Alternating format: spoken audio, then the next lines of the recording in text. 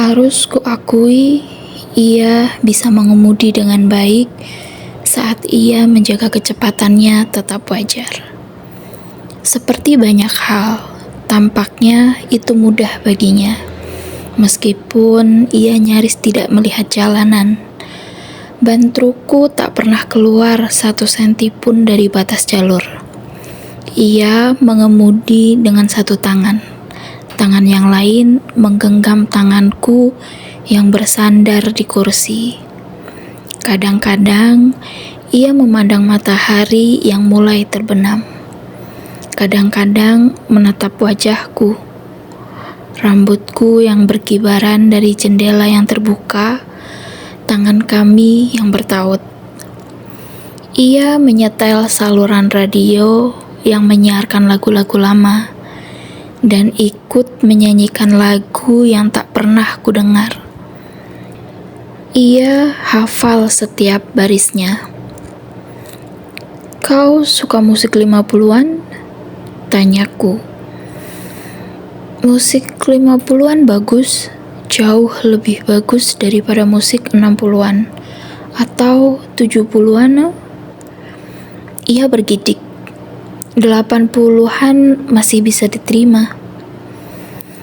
Apa kau akan pernah memberitahuku berapa usiamu? Tanyaku ragu-ragu, tak ingin merusak selera humornya yang ceria. Apakah itu sangat penting? Untungnya, senyumnya tetap mengembang. Tidak juga, tapi aku masih bertanya-tanya. Aku nyengir. Misteri tak terpecahkan selalu bisa membuatmu terjaga sepanjang malam. Aku membayangkan apakah itu akan membuatmu kecewa? Ia bergumam pada dirinya sendiri. Ia memandang matahari, menit demi menit berlalu. "Coba saja," kataku akhirnya. Ia mendesah, kemudian menatap mataku seolah-olah benar-benar melupakan jalanan selama beberapa saat. Aku pun yang dilihatnya pasti telah membangkitkan keberaniannya. Ia melihat ke arah matahari. Cahaya benda langit bundar yang terbenam itu membuat kulitnya bercahaya dalam kilauan butir-butir kemerahan. Lalu berkata, "Aku lahir di Chicago tahun 1901.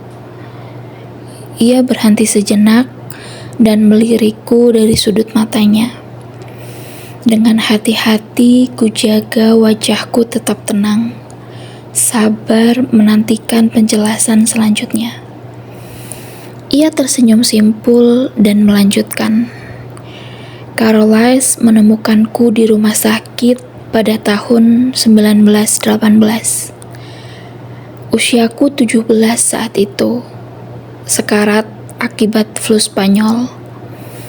Ia memandangku terkesiap, meski bagiku sendiri nyaris tak terdengar. Ia menunduk, menatap mataku lagi. Aku tak mengingatnya dengan baik. Sudah lama sekali, dan ingatan manusia memudar. Sesaat ia larut dalam ingatannya sebelum melanjutkan lagi. Tapi aku ingat bagaimana rasanya ketika Caroline menyelamatkanku. Bukan hal mudah. Bukan sesuatu yang bisa kau lupakan.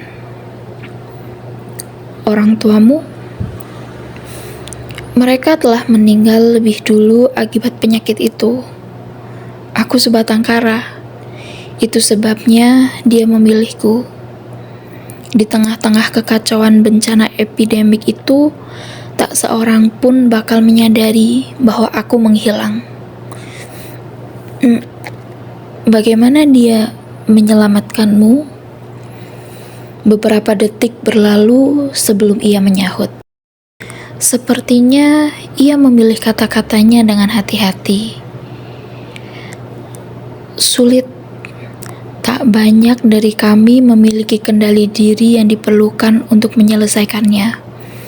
Tapi Caroline selalu menjadi yang paling manusiawi, yang paling berbelas kasih di antara kami. Kurasa kau tak bisa menemukan yang setara dengannya sepanjang sejarah. Ia terdiam. Bagiku, rasanya amat sangat menyakitkan. Dari garis bibirnya, aku tahu ia tidak akan mengatakan apa-apa lagi mengenai masalah ini. Kutekan rasa penasaranku, meskipun nyaris tak mungkin. Banyak yang perlu kupikirkan mengenai hal ini. Hal-hal yang baru saja muncul dalam benakku. Tak diragukan lagi, benaknya yang berputar cepat telah mengetahui setiap aspek yang tidak ku mengerti. Suaranya yang lembut membuyarkan lamunanku. Kesendirianlah yang menggerakkannya.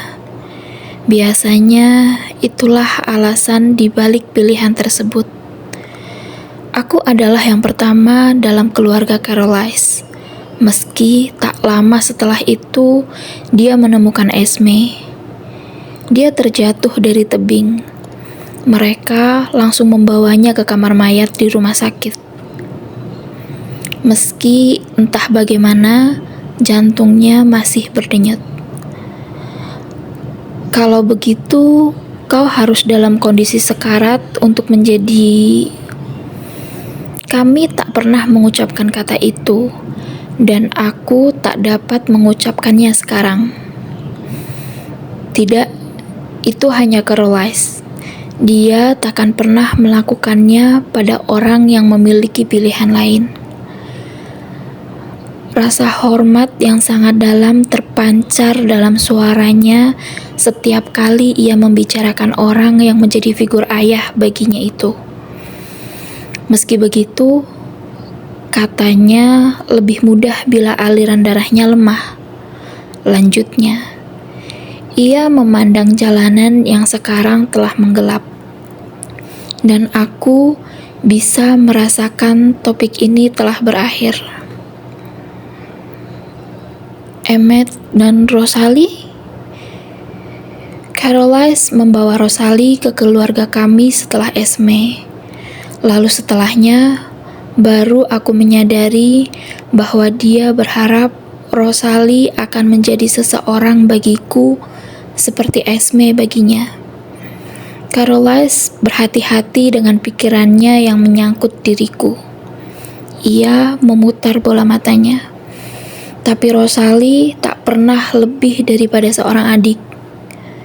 2 tahun kemudian, dia menemukan Emmett.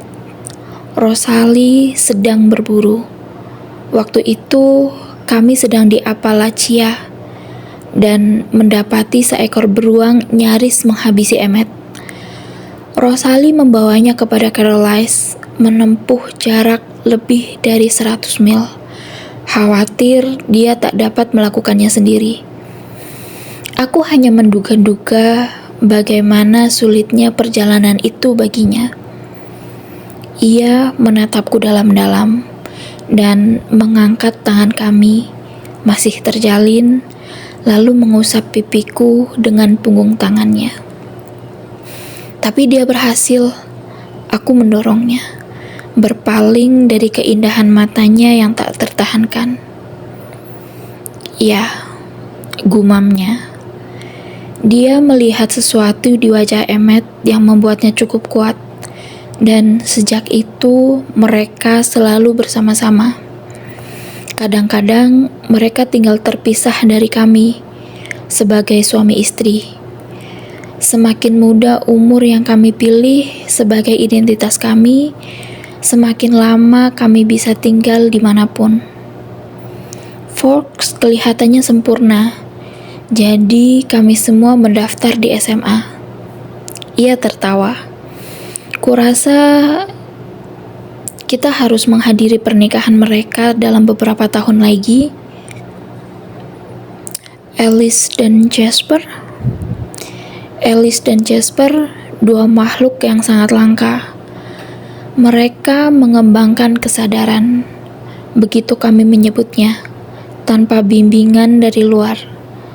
Jasper berasal dari keluarga lain, jenis keluarga yang sangat berbeda.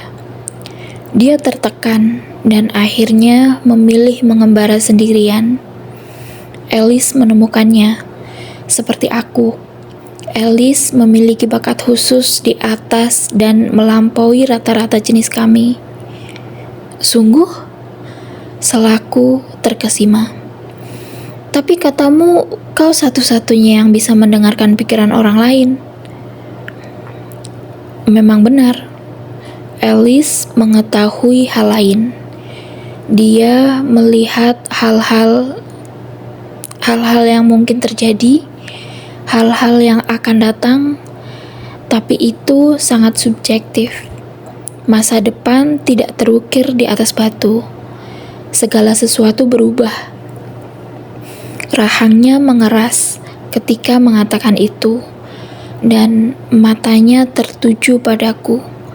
Lalu berlalu begitu cepat, sehingga aku tak yakin bahwa aku hanya menghayalkannya. Hal-hal apa yang dilihatnya?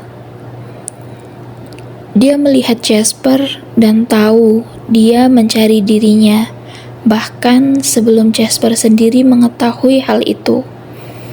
Dia melihat Caroline dan keluarga kami, dan mereka datang bersama-sama menemui kami.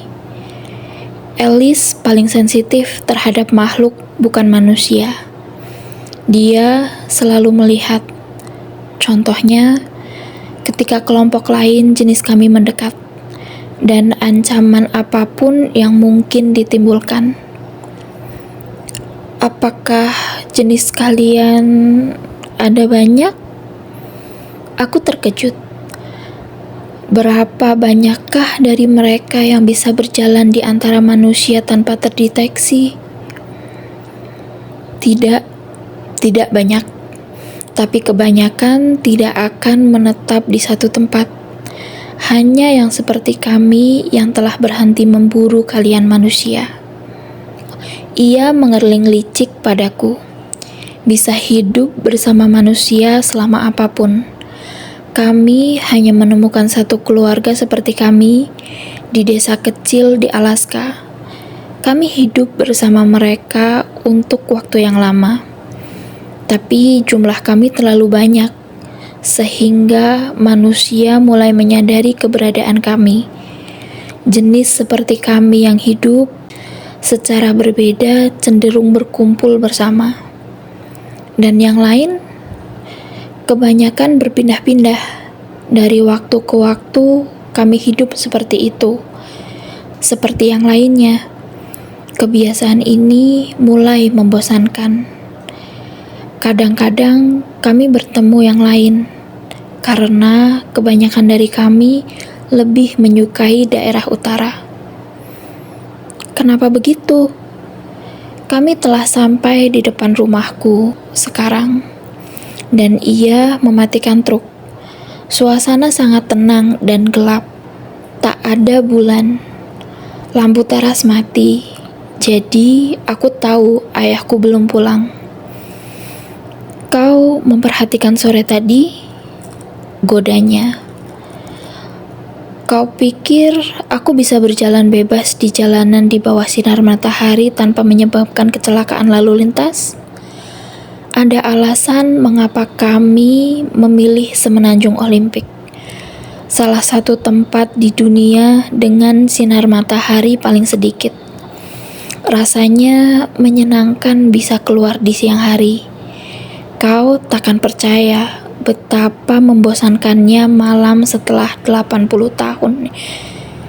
Setelah 80 tahun yang aneh.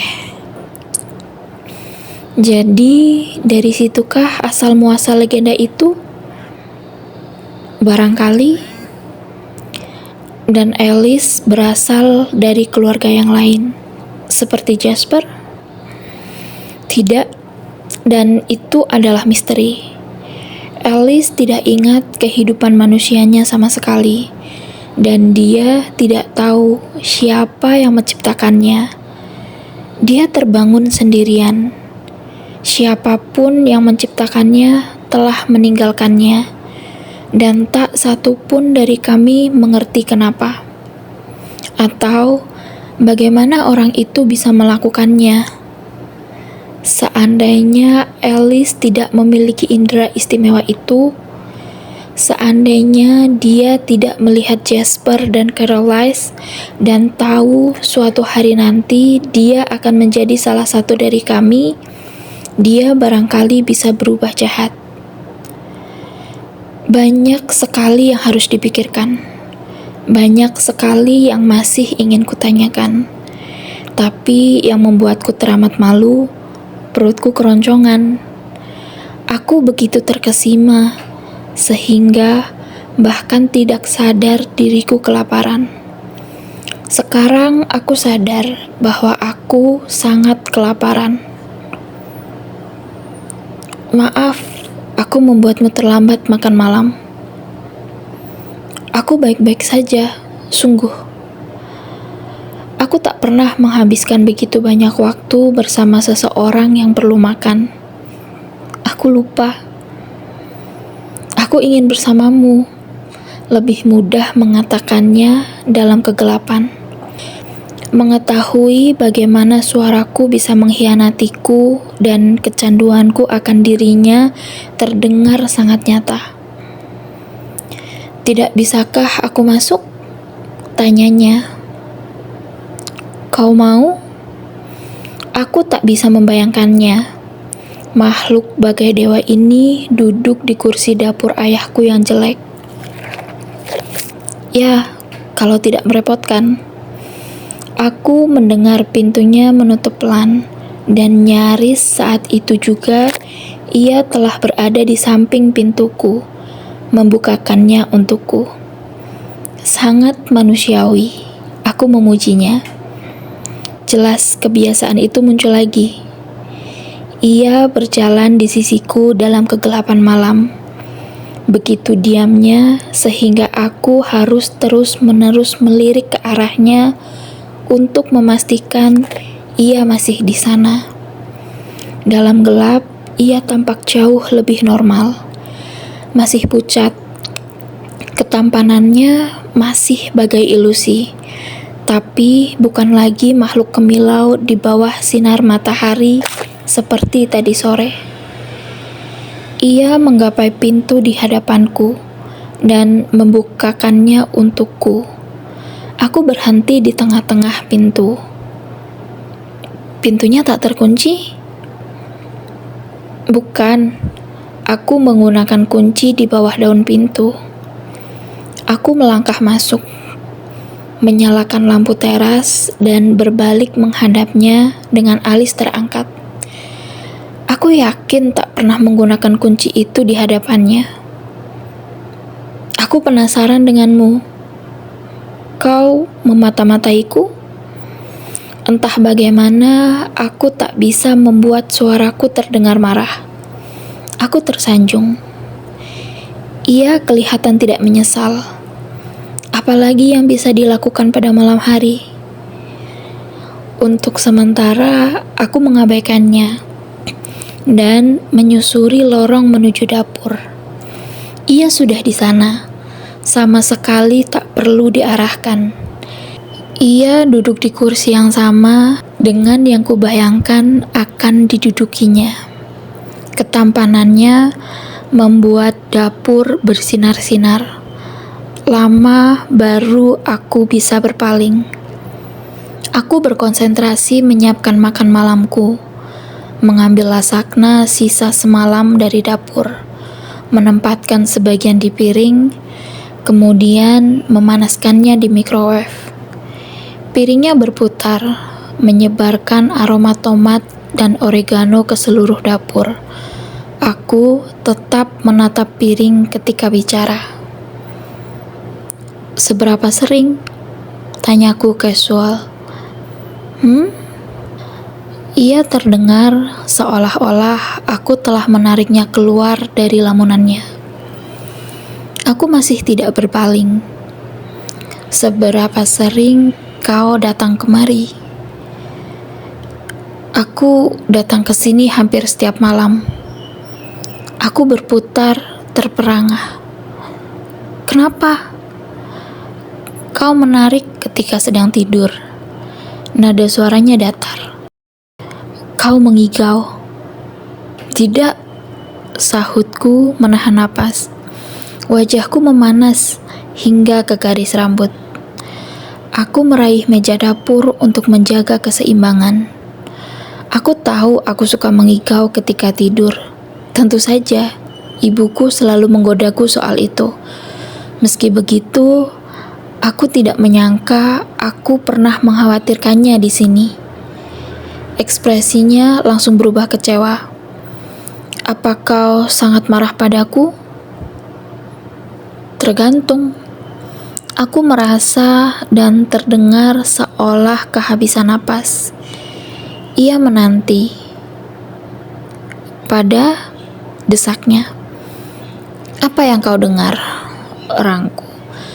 Saat itu juga, tanpa suara, ia sudah pindah ke sisiku. Tangannya meraih tanganku dengan hati-hati.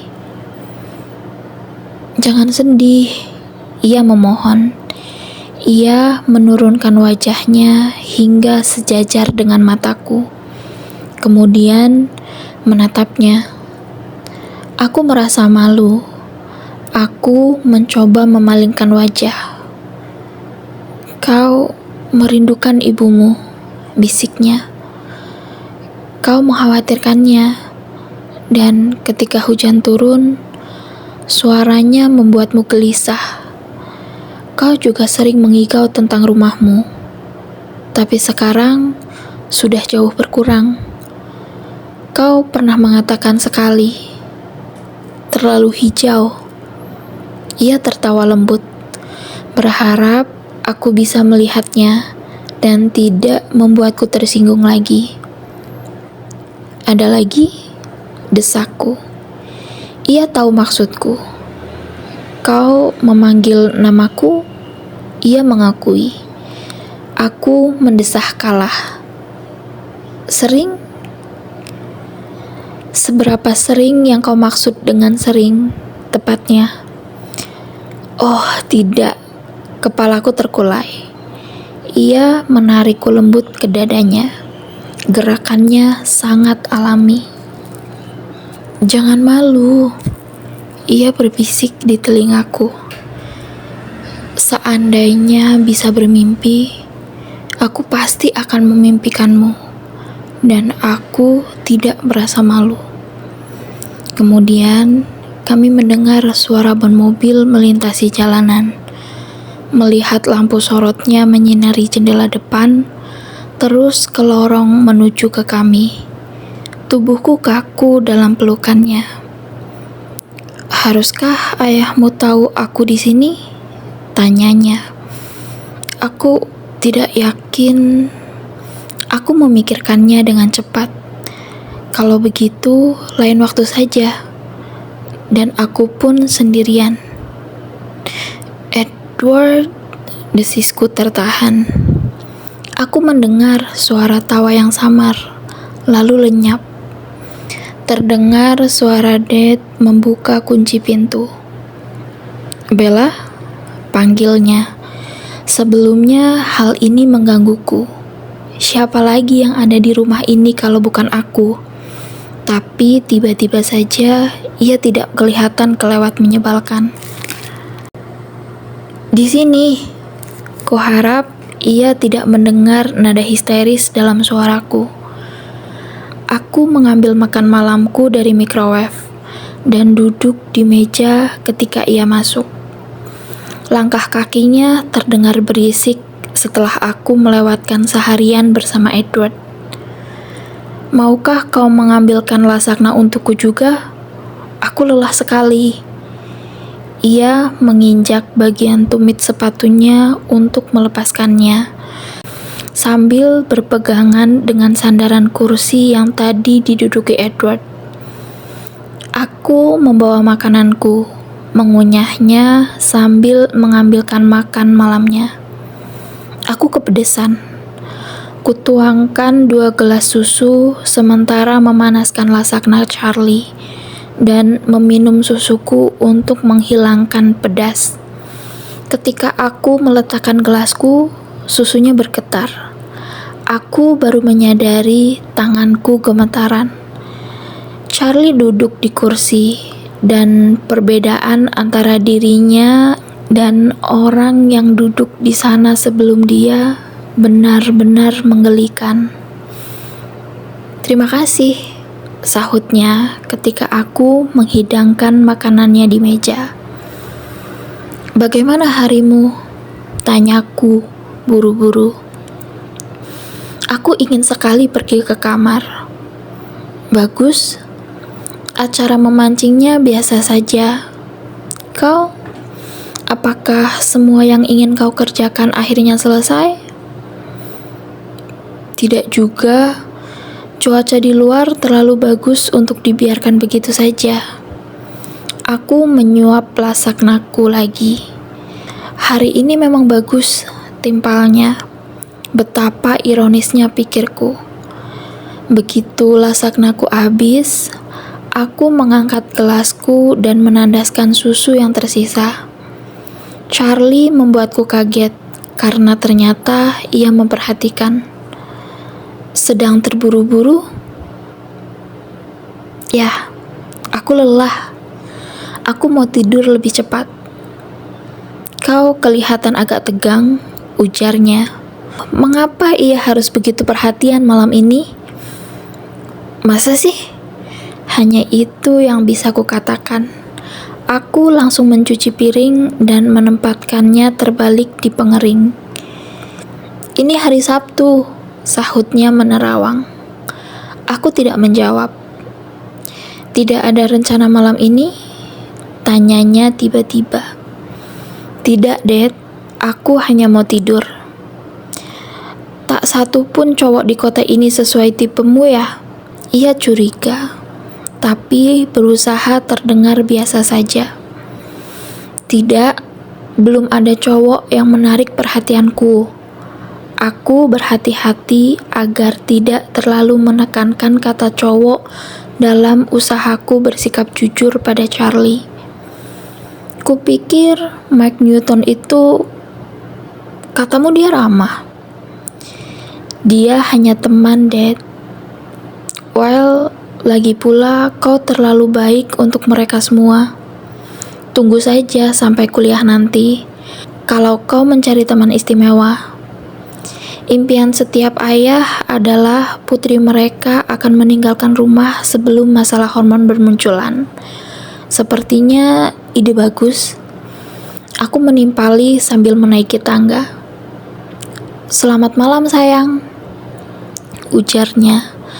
Tak diragukan lagi, ia akan memasang telinga semalaman, menungguku mengendap-endap meninggalkan rumah. "Sampai besok pagi, Dad." "Sampai nanti malam, ketika kau mengendap-endap ke kamarku tengah malam nanti untuk memeriksaku."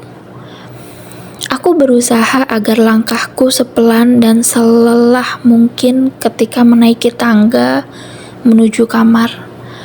Kututup pintunya cukup keras untuk didengarnya. Kemudian berlari dengan berjingkat menuju jendela. Aku membukanya dan melongok keluar menembus malam. Mataku mencari-cari dalam kegelapan. Kebayangan pepohonan yang tak dapat ditembus. "Edward," bisikku, merasa benar-benar tolol. Suara tawa pelan menyambut dari belakangku. "Ya?" Aku berbalik. Salah satu tanganku melayang ke leher karena terkejut. Ia berbaring, tersenyum lebar di tempat tidurku. Tangannya menyilang di belakang kepala. Kakinya berayun-ayun di ujung tempat tidur. Posisinya sangat santai. "Oh," aku mendesah, jatuh lemas ke lantai. "Maafkan aku." Ia mengatupkan bibirnya erat-erat, berusaha menyembunyikan perasaan gelinya. Beri aku waktu sebentar untuk menenangkan jantungku. Perlahan-lahan ia bangkit, supaya tidak mengejutkanku lagi. Kemudian ia mencondongkan tubuhnya ke depan dan mengulurkan lengannya yang panjang, mengangkatku, memegang pangkal lenganku seolah aku anak kecil. Ia mendudukkanku di tempat tidur di sebelahnya. "Kenapa kau tidak duduk saja denganku?" Ia menyuarakan, meletakkan tangannya yang dingin di tanganku. "Bagaimana jantungmu?" "Kau saja yang bilang, aku yakin kau mendengarnya lebih baik dariku." Kurasakan tawanya yang pelan menggetarkan tempat tidur. Sesaat kami duduk diam di sana, sama-sama mendengarkan detak jantungku melambat. Aku berpikir tentang keberadaan Edward di kamarku, sementara ayahku ada di rumah. "Bolehkah aku meminta waktu sebentar untuk menjadi manusia?" pintaku. "Tentu." Ia menggerakkan tangan menyuruhku melakukannya. "Diam di situ," kataku mencoba tampak galak. "Iya, Mam." Dan dia pura-pura seperti patung di ujung tempat tidurku. Aku melompat, memungut piyamaku dari lantai dan tas perlengkapan mandiku dari meja. Aku membiarkan lampu tidak menyala, peluncur keluar, kemudian menutup pintu. Aku bisa mendengar suara TV menggema hingga ke atas. Aku membanting pintu kamar mandi keras-keras, supaya Charlie tidak naik mencariku. Aku bermaksud buru-buru.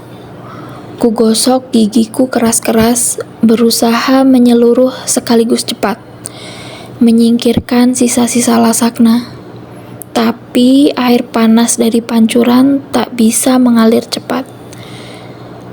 Siramannya melemaskan otot-otot punggungku, menenangkan denyut nadiku. Aroma khas sampoku membuatku merasa aku mungkin saja orang yang sama seperti tadi pagi. Aku mencoba tidak memikirkan Edward yang sedang duduk di kamarku, menunggu, karena kalau tidak, aku harus mengulangi proses menenangkan diri dari awal lagi. Akhirnya, aku tak bisa menunda lagi. Kumatikan keran air, handukan sekenanya, terburu-buru lagi. Kukenakan t-shirt lusuhku dan celana jogging abu-abuku.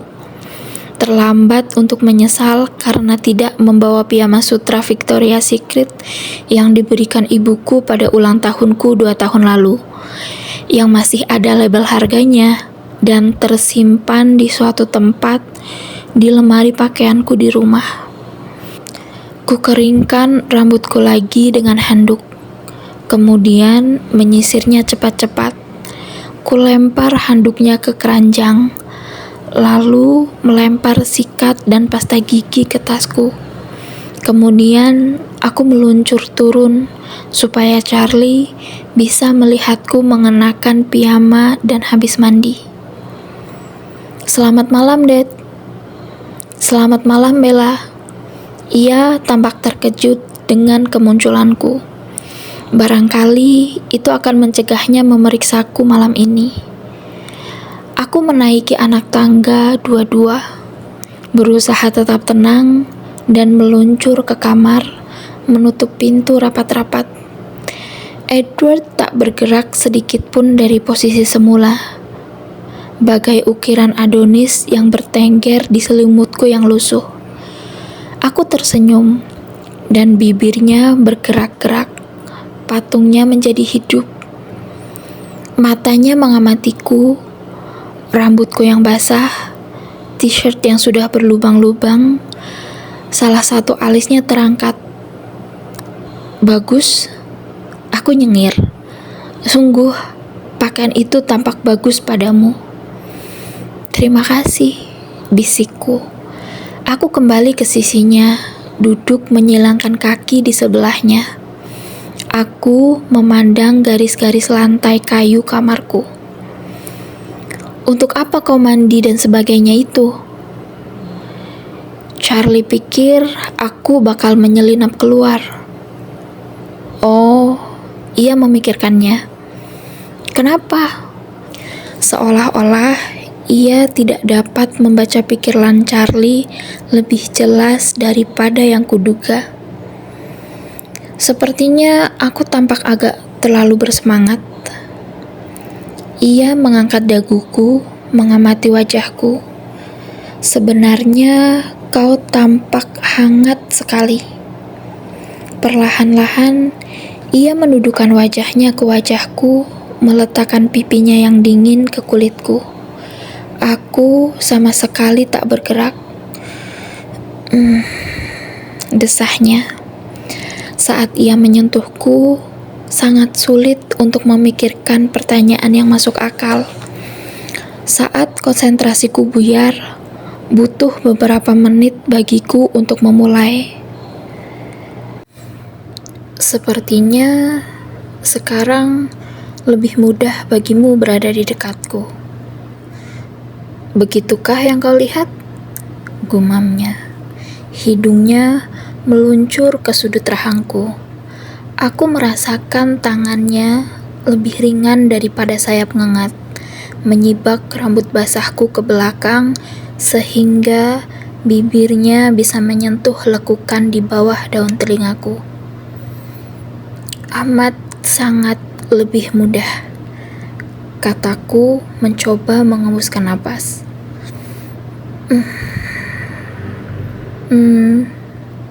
Jadi, aku bertanya-tanya. Aku memulai lagi, tapi jari-jarinya perlahan menelusuri tulang selangkaku, dan aku kehilangan akal sehatku. Ya, kenapa? Suaraku bergetar, membuatku malu. Seperti itu menurutmu? Kurasakan getaran napasnya di leherku saat ia tertawa. Tekad yang kuat mengalahkan segala hambatan fisik. Aku menarik diri, dan ia membeku, dan aku tak lagi mendengar suara napasnya. Sesaat kami bertatapan dengan hati-hati. Kemudian, bersamaan dengan rahangnya yang mulai rileks, ekspresinya tampak bingung. Apa aku melakukan kesalahan? Tidak, justru sebaliknya. Kau membuatku sinting, paparku. Ia memikirkannya sebentar, dan ketika berbicara, ia terdengar senang. Benarkah? Senyum kemenangan perlahan menyinari wajahnya. Kau mau tepuk tangan? Tanyaku sinis. Ia nyengir. Aku hanya terkejut, ia menjelaskan. Selama kurang lebih 100 tahun terakhir, suaranya menggoda. Aku tak pernah membayangkan sesuatu seperti ini. Aku tak percaya akan pernah menemukan seseorang dengan siapa aku ingin menghabiskan waktuku, bukan dalam artian seorang adik, dan menemukan, meskipun semuanya baru bagiku, bahwa aku bisa mengendalikan diriku saat bersamamu. Kau bisa melakukan apa saja, ujarku. Ia mengangkat bahu, menerima pujianku, dan kami tertawa pelan. Tapi, kenapa sekarang bisa begitu mudah? Desakku. Sore tadi, ini tidak mudah, desahnya. Tapi sore tadi, aku masih ragu. Maafkan aku soal itu. Benar-benar tak tak termaafkan bersikap seperti itu. Tidak, tak termaafkan, sergahku. Terima kasih. Ia tersenyum. Kau tahu, lanjutnya. Sekarang menunduk. Aku tidak yakin apakah aku cukup kuat. Ia mengangkat satu tanganku dan menempelkannya lembut ke wajahnya. Selain kemungkinan aku dapat menaklukkan, ia menghirup aroma pergelangan tanganku. Aku juga rapuh, sampai aku memutuskan diriku memang cukup kuat. Bahwa sama sekali tak ada kemungkinan bahwa aku dapat. Aku tak pernah melihatnya kesulitan menemukan kata-kata. Begitu manusiawi. Jadi sekarang tidak ada kemungkinan. Tekad yang kuat mengalahkan segala hambatan fisik. Ulangnya, tersenyum. Giginya tampak berkilauan, bahkan dalam kegelapan. Wow, itu tadi mudah, sahutku. Ia mengedikkan kepala dan tertawa, sepelan bisikan, namun tetap bersemangat. Mudah bagimu? Ralatnya, menyentuh hidungku dengan ujung jarinya. Lalu wajahnya tiba-tiba serius. Aku berusaha, bisiknya. Suaranya sedih. Kalau nanti segalanya jadi kelewat berat, aku cukup yakin akan bisa pergi. Aku menatapnya marah. Aku tidak suka membicarakan kepergian. Dan akan lebih sulit besok, lanjutnya. Aku menyimpan aroma tubuhmu di kepalaku seharian, dan aku jadi luar biasa kebal terhadapnya. Seandainya aku jauh darimu selama apapun, aku harus mengulang semuanya lagi. Tapi tidak benar-benar dari awal, kurasa. Kalau begitu jangan pergi, timpalku. Tak mampu menyembunyikan hasrat dalam suaraku. Setuju, balasnya. Wajahnya berubah menjadi senyuman lembut. Kemarikan borgolnya. Aku adalah tawananmu. Tapi tangannya yang panjang membentuk borgol di sekeliling pergelangan tanganku saat mengatakannya. Ia mengeluarkan tawa merdunya yang pelan. Malam ini, ia lebih banyak tertawa daripada seluruh waktu yang kuhabiskan dengannya sebelumnya. Kau tampak lebih ceria dari biasanya, kataku. Aku belum pernah melihatmu seperti ini sebelumnya. Bukankah seharusnya seperti ini? Ia tersenyum. Keindahan cinta pertama dan semuanya. Bukankah mengagumkan perbedaan antara membaca sesuatu, melihatnya di gambar, dan merasakannya sendiri? Sangat berbeda, timpalku. Lebih kuat daripada yang pernah kubayangkan. Contohnya, kata-katanya lebih mengalir sekarang. Aku sampai harus berkonsentrasi untuk menangkap semuanya. Perasaan cemburu. Aku telah membacanya ratusan kali. Melihatnya dimainkan aktor dalam ribuan pertunjukan film. Dan aku yakin telah memahaminya dengan jelas. Tapi, toh itu mengejutkanku. Ia meringis. Kau ingat waktu Mike mengajakmu pergi ke pesta dansa? Aku mengangguk, meski aku mengingat hari itu untuk alasan berbeda. Hari itu kau mulai berbicara lagi denganku. Aku terkejut karena kemarahan, nyaris murka yang kurasakan. Awalnya aku tak menyadarinya. Aku bahkan lebih jengkel daripada sebelumnya karena tak bisa mengetahui apa yang kau pikirkan, mengapa kau menolaknya. Apakah itu hanya semata-mata demi persahabatanmu dengan Jessica? Apakah ada orang lain? Aku tahu, bagaimanapun juga, aku tak punya hak untuk memedulikannya. Aku berusaha untuk tidak peduli. Lalu semuanya mulai jelas. Ia tergelak. Aku menatapnya jengkel dalam gelap. Aku menunggu. Kelewat ingin mendengar apa yang akan kau katakan pada mereka. Untuk mengamati ekspresimu, aku tak bisa menyangkali perasaan lega yang kurasakan saat menyaksikan wajahmu yang kesal. Tapi aku tak bisa yakin. Itu adalah malam pertama aku datang ke sini, sambil melihatmu tidur.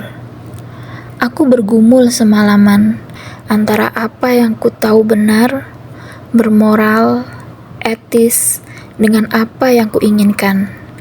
Aku tahu seandainya aku harus mengabaikanmu sebagaimana seharusnya, atau seandainya aku pergi selama beberapa tahun, sampai kau pergi dari sini, suatu hari kelak kau akan mengatakan iya pada Mike atau seseorang seperti dia, dan pemikiran itu membuatku marah. Kemudian ia berbisik, ketika kau tidur, kau menyebut namaku. Kau menyebutnya begitu jelas, hingga awalnya kukira kau terbangun.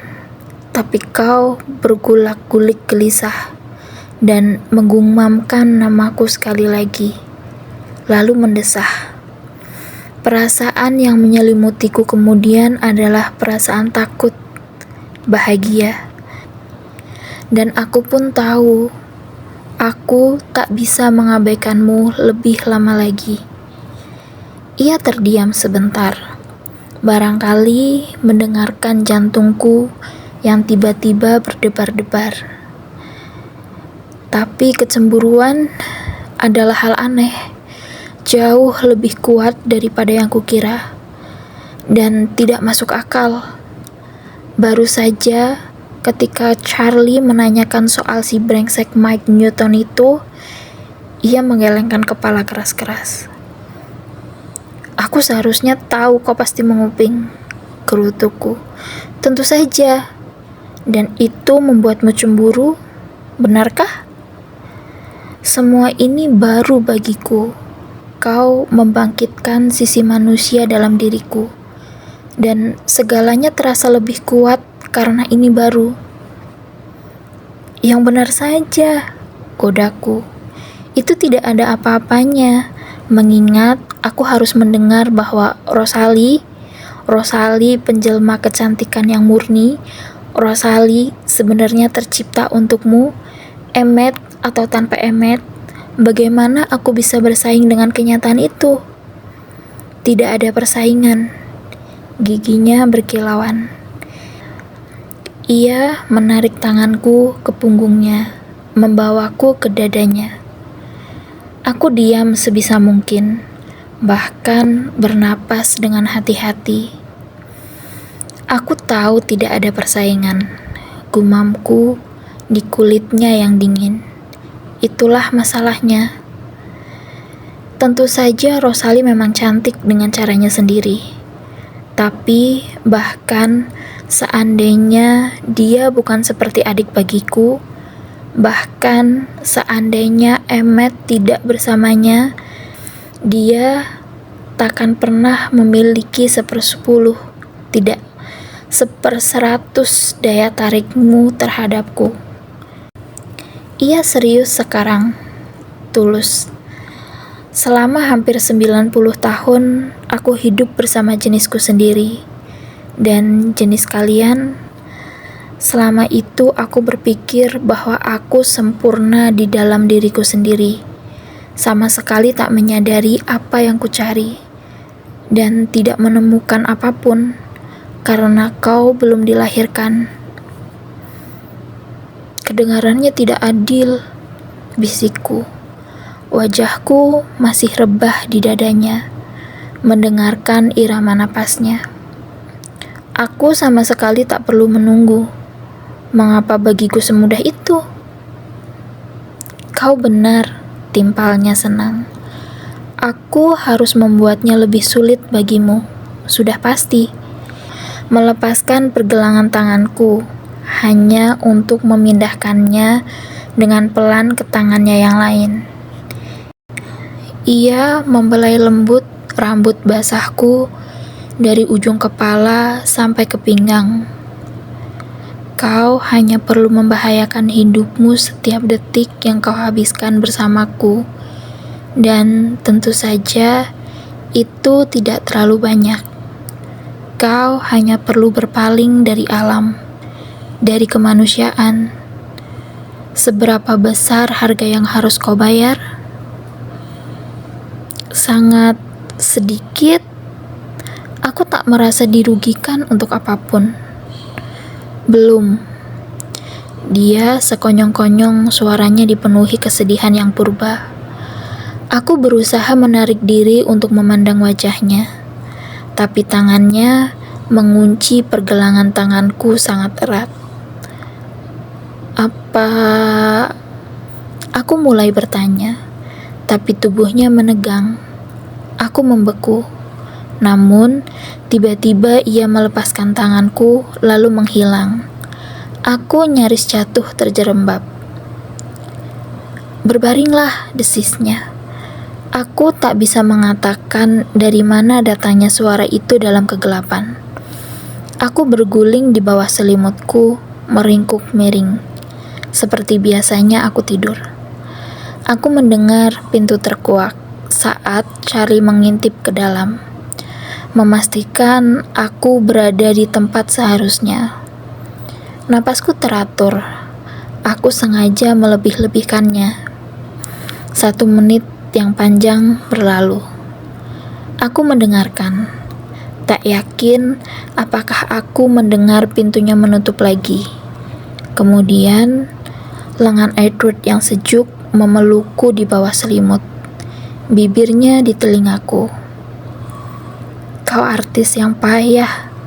Bisa ku bilang, karir seperti itu tidak cocok untukmu. Sialan, gumamku. Jantungku berdebar kencang. Ia menggumamkan lagu yang tidak kukenali. Kedengarannya seperti lagu Nina Bobo. Ia berhenti. Haruskah aku menina bobokanmu hingga kau tidur? Yang benar saja. Aku tertawa. Seolah-olah aku bisa tidur saja sementara kau di sini. Kau melakukannya setiap saat. Ia mengingatkanku. Tapi aku tidak tahu kau ada di sini, balasku dingin. Jadi kalau kau tidak ingin tidur, ujarnya, mengabaikan kekesalanku. Napasku tertahan. Kalau aku tidak ingin tidur, ia tergelak. Kalau begitu, apa yang ingin kau lakukan? Mula-mula aku tak bisa menjawab. Aku tidak tahu. Jawabku akhirnya. Katakan kalau kau sudah memutuskannya. Aku bisa merasakan napasnya yang sejuk di leherku. Merasakan hidungnya meluncur sepanjang rahangku, menghirup napas. Kupikir kau sudah kebal. Hanya karena aku menolak anggur, tidak berarti aku tak bisa menghargai aromanya. Bisiknya. Aromamu seperti bunga, mirip lavender atau fresia, ujarnya. Menggiurkan. Ya, ini hari libur ketika aku tidak membuat seseorang memberitahuku betapa lezat aromaku. Ia tergelak, lalu mendesah. Aku telah memutuskan apa yang ingin kulakukan. Aku memberitahunya. Aku mau mendengar lebih banyak tentangmu. Tanyakan apa saja. Aku memilih pertanyaanku hingga yang paling penting. Kenapa kau melakukannya? Kataku. Aku masih tidak mengerti bagaimana kau bisa begitu kuat menyangkal dirimu yang sebenarnya. Tolong jangan salah mengerti. Tentu saja aku senang kau melakukannya. Aku hanya tidak mengerti kenapa kau mau melakukannya sejak awal. Ia sempat ragu sebelum menjawab. Itu pertanyaan bagus, dan kau bukan yang pertama menanyakannya. Yang lainnya, mayoritas jenis kami yang cukup puas dengan kelompok kami. Mereka juga bertanya-tanya bagaimana cara kami hidup. Tapi dengar, hanya karena kami telah mendapatkan satu kemampuan, tak berarti kami tidak bisa memilih untuk mengendalikannya. Untuk menaklukkan batasan takdir yang tak diinginkan oleh satupun dari kami. Untuk berusaha sebisa mungkin mempertahankan sisi kemanusiaan apapun yang kami miliki. Aku berbaring tak bergerak, terpukau dalam keheningan. Apakah kau tertidur? Ia berbisik setelah beberapa menit. Tidak. Cuma itu yang membuatmu penasaran? Aku memutar bola mata. Tidak juga.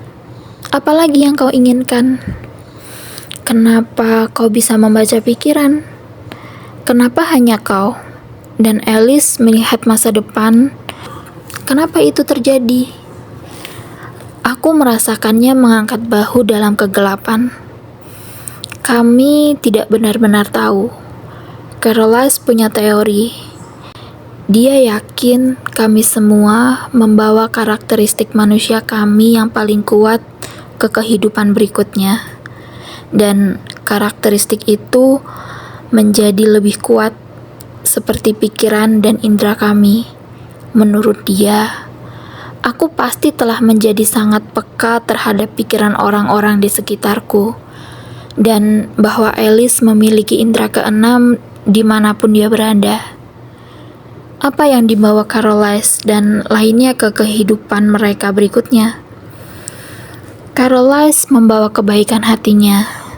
Esme membawa kemampuannya untuk mencintai sepenuh hati. Emmet membawa kekuatannya. Rosalie keteguhannya. Atau kau bisa menyebutnya sifat keras kepala. Ia tergelak. Jasper sangat menarik. Dia cukup memiliki karisma dalam kehidupan awalnya, mampu memengaruhi orang-orang di sekitarnya untuk melihat lewat sudut pandangnya. Sekarang, dia mampu memanipulasi emosi orang-orang di sekelilingnya, menenangkan seruangan penuh orang yang sedang marah contohnya, atau di sisi lain membuat kerumunan orang yang letih jadi bersemangat. Karunia yang sangat unik. Aku membayangkan kemustahilan yang digambarkannya, mencoba memahaminya. Ia menunggu dengan sabar, sementara aku berpikir. Jadi, dari mana ini semua bermula? Maksudku, Caroline mengubahmu, dan seseorang pasti juga telah mengubahnya, dan seterusnya. Well, dari mana asalmu? Evolusi, penciptaan, tidak mungkinkah kami berkembang dengan cara yang sama seperti spesies lainnya? Entah itu pemangsa atau mangsanya, atau kalau tidak percaya, dunia ini mungkin saja terjadi dengan sendirinya, yang mana aku sendiri sulit mempercayainya. Apakah begitu sulit untuk mempercayai bahwa kekuatan yang sama yang menciptakan angelfish juga hiu, bayi anjing laut, dan paus pembunuh juga bisa menciptakan kedua jenis kita? Biar kuluruskan, aku bayi anjing lautnya kan? Benar, ia tertawa, dan sesuatu menyentuh rambutku. Bibirnya, aku ingin berbalik menghadapnya untuk memastikan apakah benar bibirnya yang menyentuh rambutku. tapi aku harus bersikap tenang. Aku tidak ingin membuat ini lebih sulit baginya daripada sekarang. Kau sudah siap tidur? Tanyanya menyela keheningan singkat di antara kami. Atau kau punya pertanyaan lagi? Hanya 1 juta atau 2? Kita memiliki hari esok dan hari berikutnya lagi, dan selanjutnya. Ia mengingatkanku. Aku tersenyum bahagia mendengarnya. Kau yakin tidak akan menghilang besok pagi? Aku menginginkan kepastian. Lagi pula, kau ini makhluk legenda. Aku takkan meninggalkanmu. Suaranya memancarkan kesungguhan. Kalau begitu, satu lagi malam ini. Dan aku pun merona. Kegelapan sama sekali tidak membantuku. Aku yakin ia bisa merasakan kehangatan kulitku yang tiba-tiba. Apa itu? Tidak, lupakan. Aku berubah pikiran. Bella, kau bisa bertanya apapun padaku. Aku tak menyahut, dan ia mengerang. Aku terus berpikir akan lebih tidak membuat frustasi bila tidak mendengar pikiranmu. Tapi kenyataannya justru semakin parah dan lebih parah lagi. Aku senang kau tak dapat membaca pikiranku. Sudah cukup buruk bahwa kau menguping saat aku mengigau. Please. Suaranya begitu membujuk, begitu mustahil untuk kutolak. Aku menggeleng. Kalau kau tidak bilang padaku, aku hanya tinggal menyimpulkan itu sesuatu yang paling buruk dari seharusnya. Ancamnya licik. Please. Lagi-lagi, suara penuh bujuk rayu itu. Well, aku memulainya. Senang ia tak bisa melihat wajahku. Ya? Katamu, Rosalie dan Emmet akan segera menikah. Apakah pernikahan itu sama seperti pernikahan manusia?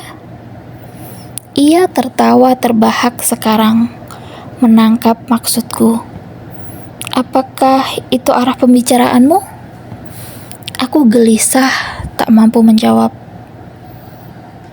Ya, kurasa kurang lebih sama, katanya. Sudah kubilang kebanyakan hasrat manusia ada dalam diri kami. Hanya saja tersembunyi di balik hasrat yang lebih kuat lagi. Aku hanya bisa menggumamkan, oh. Apakah ada maksud di balik rasa penasaranmu?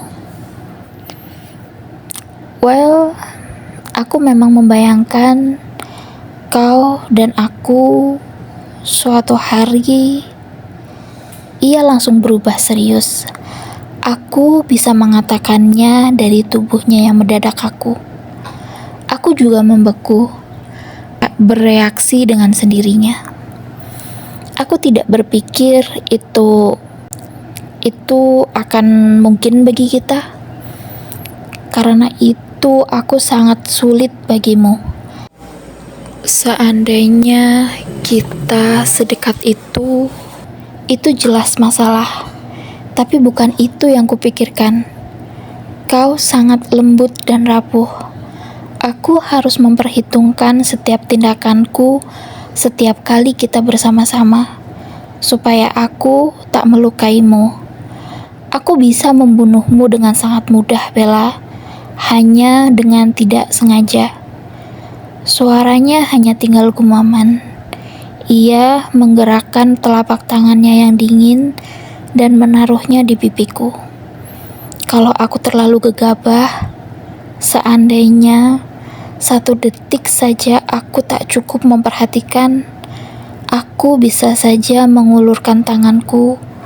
Maksudnya, ingin menyentuh wajahmu, namun malah menghancurkan tenggorokanmu. karena hilaf. Kau tak tahu betapa sangat rapuhnya dirimu. Aku takkan sanggup kehilangan kendali apapun saat aku bersamamu. Ia menungguku bereaksi dan semakin was-was saat aku tetap diam. Kau takut? Tanyanya. Aku menunggu sebentar sebelum menjawab, sehingga ucapanku jujur. Tidak, aku baik-baik saja. Ia seperti berpikir selama sesaat. Meski begitu, sekarang aku penasaran, katanya. Suaranya kembali ringan. Kau sudah pernah...